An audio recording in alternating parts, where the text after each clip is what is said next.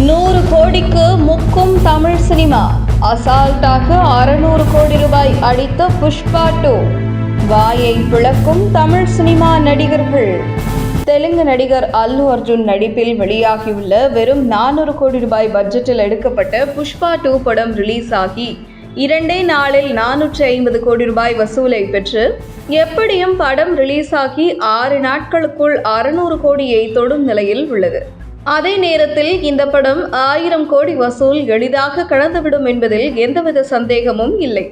இப்படி தொடர்ந்து தெலுங்கு சினிமா நடிகர்கள் நடிப்பில் வெளியாகும் படங்கள் அடுத்தடுத்து 1000 கோடி வசூல் சாதனை படைத்து வரும் நிலையில் தமிழ் சினிமாவில் 1000 கோடி வசூல் என்பது கனவாகவே இருந்து வருகிறது.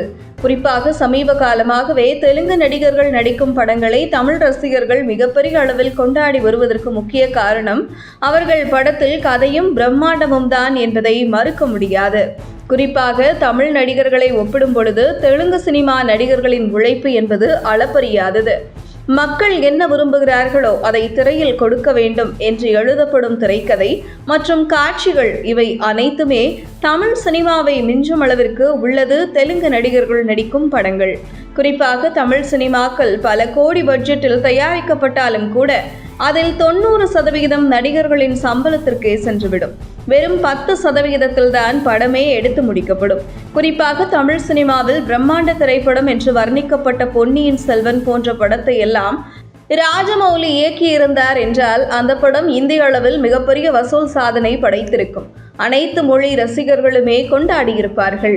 ஆனால் பல விஷயங்கள் பொன்னியின் செல்வன் படத்தில் மிஸ் ஆனதால் தான் முதல் பார்ட்டை கொண்டாடிய ரசிகர்கள் 2ஆம் பாதியை கொண்டாடவில்லை.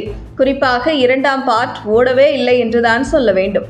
அந்த வகையில் ஒரு தமிழன் வரலாற்று என்ன செய்திருக்கிறார் என்று பார்ப்பதற்காக கூடிய கூட்டம்தான் பார்ட் 1.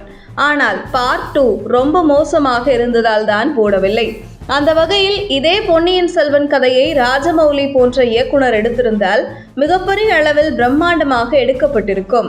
அந்த வகையில் தமிழ் படங்களில் பட்ஜெட்டை மிகப்பெரிய அளவில் குறைத்துவிட்டு சம்பளத்தை அதிகம் வாங்குவதால் தான் திரையில் மிக பிரம்மாண்டம் எடுபடவில்லை. குறிப்பாக தற்பொழுது அல்லு அர்ஜுன் நடிப்பில் வெளியாகியுள்ள புஷ்பா 2 படம் திரையில் பார்க்கவே மிக பிரம்மாண்டமாக இருக்கிறது.